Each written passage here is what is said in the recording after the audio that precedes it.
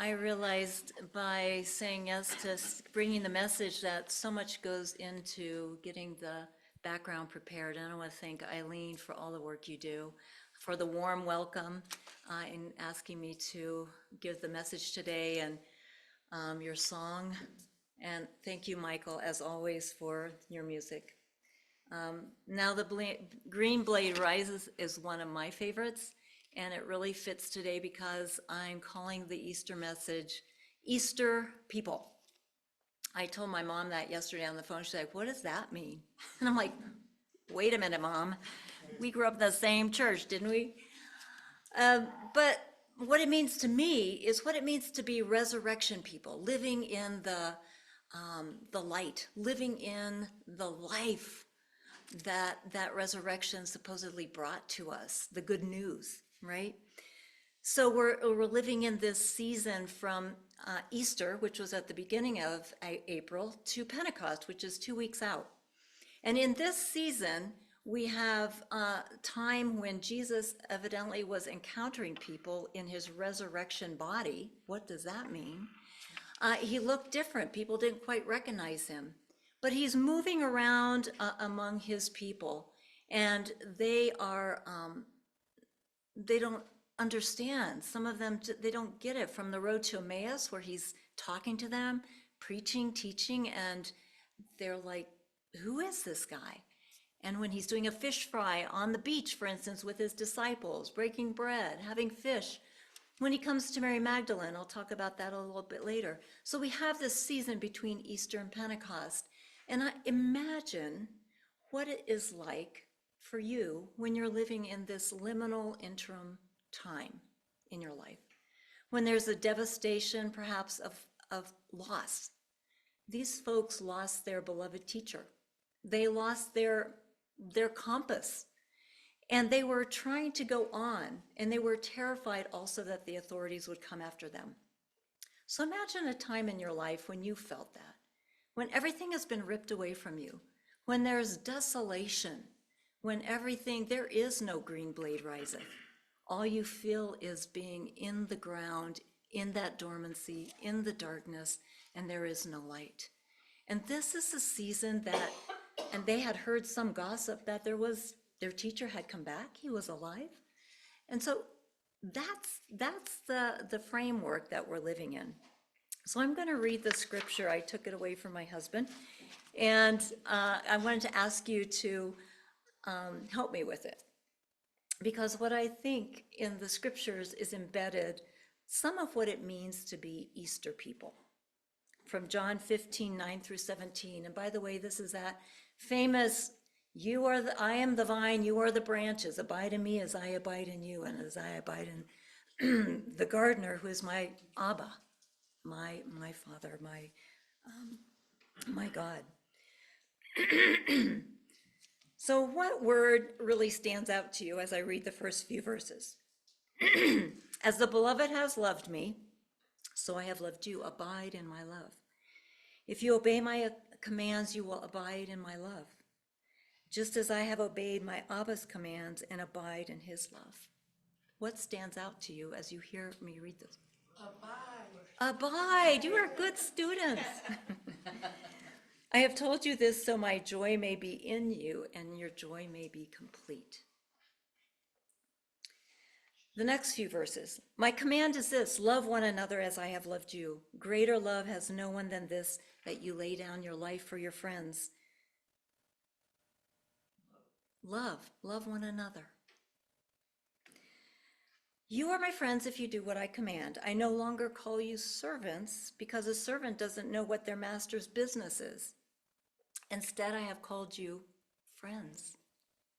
For everything I learned from my God, I have made known to you. What stands out to you in that little few verses? Friend. You're my friends. You're my equals, right? In friendships, it's about being equal. And finally, you did not choose me, but I chose you and appointed you to go and bear good fruit that will last. Then the Holy One will give you whatever you ask in my name. Love one another. Powerful words, all packed into just those last few verses of John 15. And I just want to say that in my tradition, the Anabaptist tradition, which was rising up as a revolutionary offsprout of the Reformation, this was their favorite scripture, John 15, because abiding was what they had to do when they were being persecuted and on the lam from the religious authorities. So, abide. I want to start there. What does it mean to be Easter people? Abide. I planted these seeds. I planted them on the eclipse, and some of you might know it was the dark moon. Dark seeds for a dark moon. What we know about seeds is that they're amazing, right? They're just, I'm going to pass around some seeds so you can be reminded of how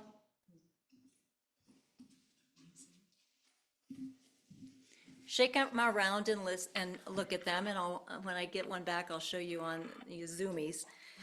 But what it means is that these tiny little seeds are like little packages of genius, aren't they? They have DNA in them that we can't even see, that are invisible, and they're as big as a point of a pen. So you see nothing, right? It seems inert. It seems dead. It seems like a hard shell is covering what is going to grow. But what are the conditions that seeds grow in?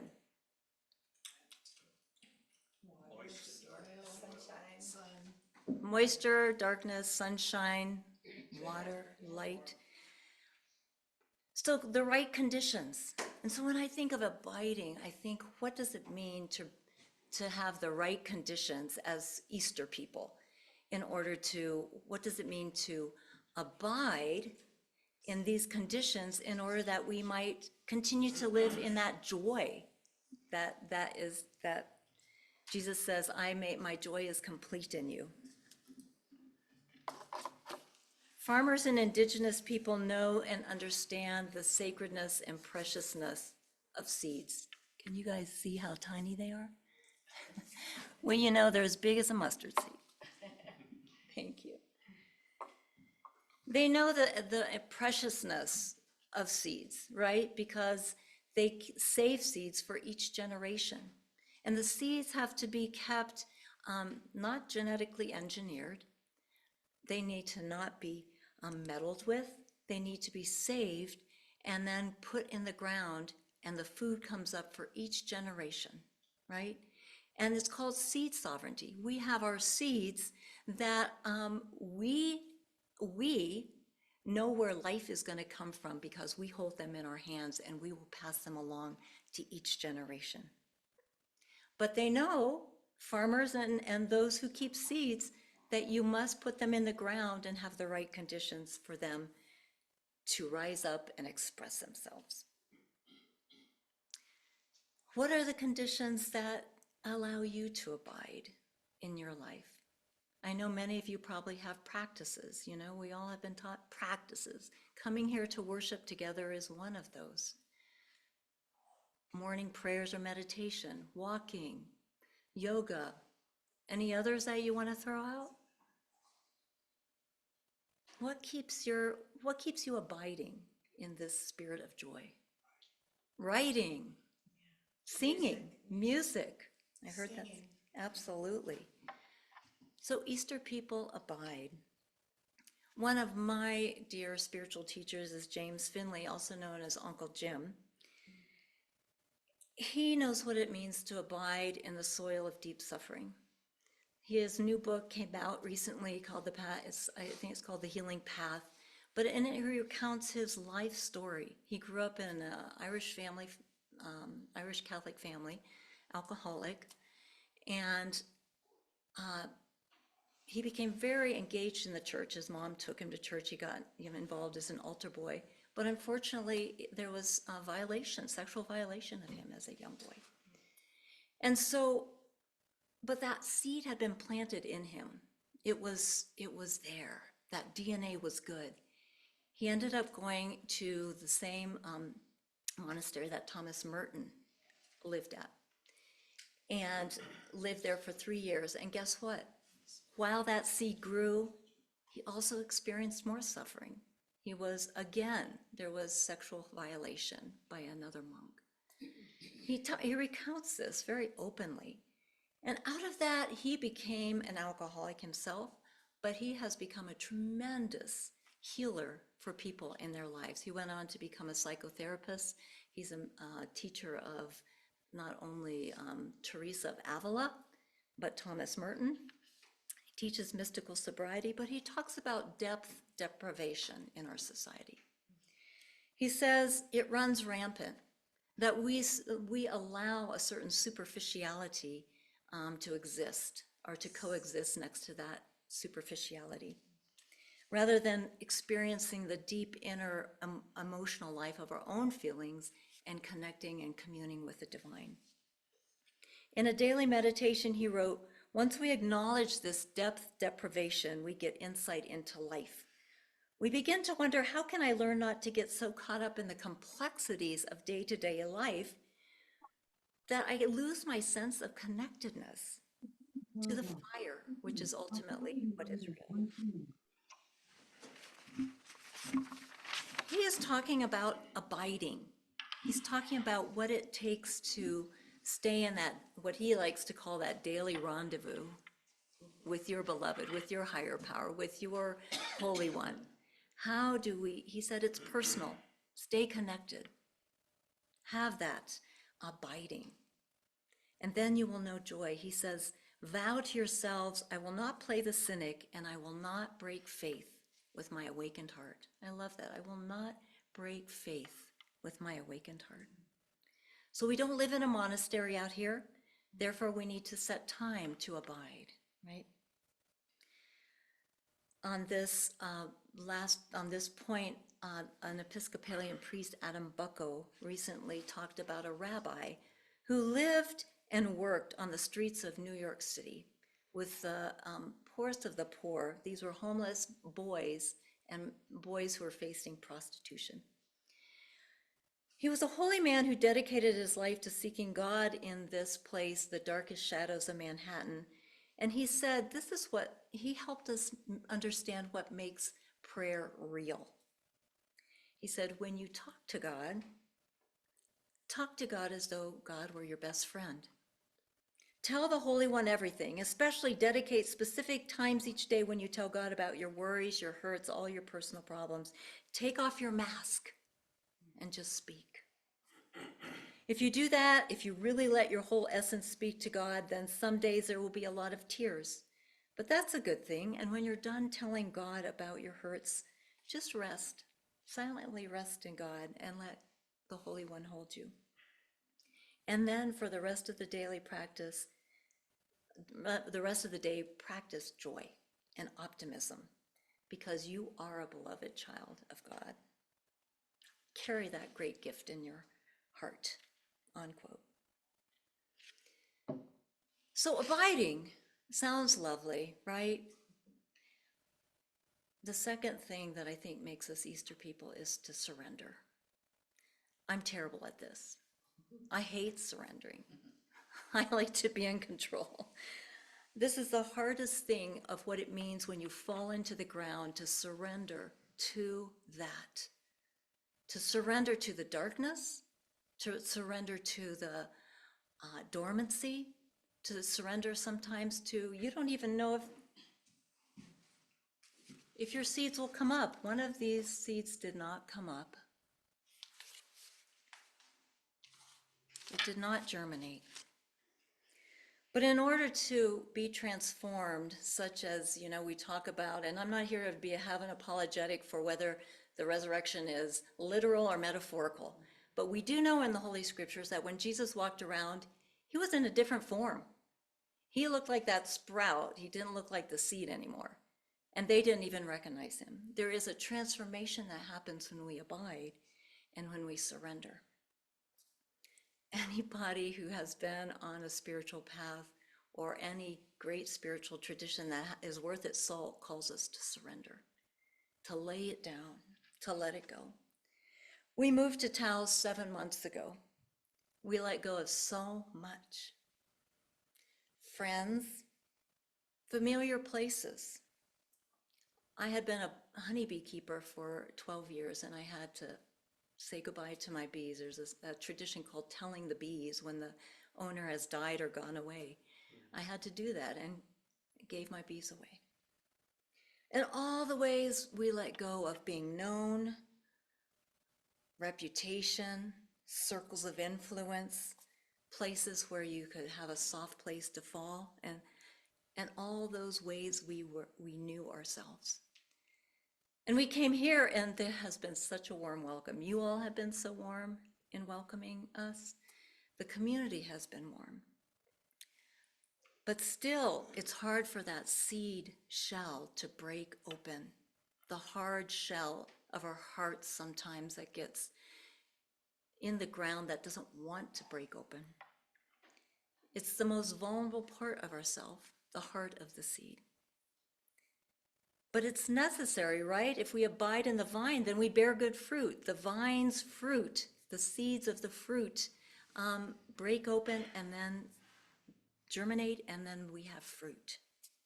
So we're in a time of life that we must slough off the old and break through the stagnation and staleness and dormancy to break forth to something new.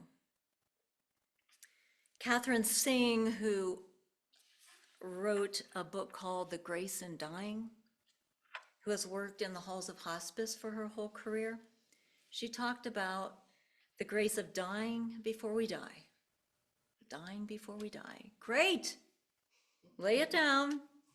All the large and small deaths that we have every day in our life, just let it go. She said, if you don't do that daily in your life and pay attention to what you have to let go of, release, let die so something new can come, then you will face enlightenment at the brink of gunpoint. Enlightenment at gunpoint. That's a very shocking metaphor. Don't wait till the end. And then you can begin to experience what is called your true self. Not the self that needs to control or manipulate or force security. And Jim Finley defines the true self as the part of us which is untouchable, inviolable, which is joyful, which is compassionate and courageous and resilient. I think about Mary Magdalene when I was listening to your song, Eileen, about how she was one who had supposedly seven demons. And all of those had to come into one when she followed the teacher, the rabbi, Jesus. And at the end, she was the one who actually saw and knew who he was. She was able to see with new eyes when he came and showed up in the garden after she didn't find him at the gravesite with the other women. And he said her name, and then she, with the eyes of her heart, she saw him and knew him. And she fell down on her knees. So finally, Easter people love. We abide, we surrender, and when we surrender, guess what? We get to be equals with the one who is guiding our life. I love that idea that we are equals, we are friends now. There's no hierarchy, we're friends. We get the download of what the Maker is trying to teach us. So finally, Easter people love. No one has greater love than this, than to lay down your life for a friend. Love one another. And that takes the transformation of the self, right? To love one another at that level. We are at a critical time in history, friends. I don't need to go into all the divisions and the political gyrations and partisan politics and the terrors that we face, as well as the hateful colonization we see around the world. I don't want to go into that. But I do want to read this. Gus Speth, a climate scientist, said, I used to think the top environmental problems were biodiversity loss, ecosystem collapse, and climate change. I thought 30 years of good science could address these problems, but I was wrong. The top environmental problems are selfishness, greed, and apathy. And to deal with those, we need a cultural and a spiritual transformation. And we scientists don't know how to do that. We know how to do that. Easter people know how to do that. And I wonder sometime the great commandment, love God, love your neighbor as yourself, we don't know how to love our neighbors well enough because we haven't loved ourselves. And that goes also back to the song, that you sang, how we welcome into the table all parts of ourselves so we can also do that with everybody else. I'm going to finally read something that Richard Swartz, he's done a work. Some of you know I'm a counselor. I do therapeutic work with people, and Richard Swartz has finally, after 40 years, written a book, come out with something called Internal Family Systems, which is all about uniting those parts of ourselves that we don't want to welcome, that we want to exile, that we don't want to allow, that are out of control, that we want to shame. And so this is what he said. We need a new paradigm that convincingly shows us that humanity is inherently good. Our DNA is good. Original blessing, not original sin. A new paradigm that humanity is inherently good and thoroughly interconnected. And with that understanding, we can finally move from being ego or family or ethnocentric, tribal in other ways, and self-focused, to species, bio, and planet-centric. The time has come for a new view of human nature that releases the collaboration and caring that lives in our heart. That's how we love one another. That's how we will love one another as Easter people. Staying connected to our source, abiding in the vine, surrendering to a new and resurrected way of being, falling like seeds into the ground, and dying in order to come fully alive as resurrected people. Amen.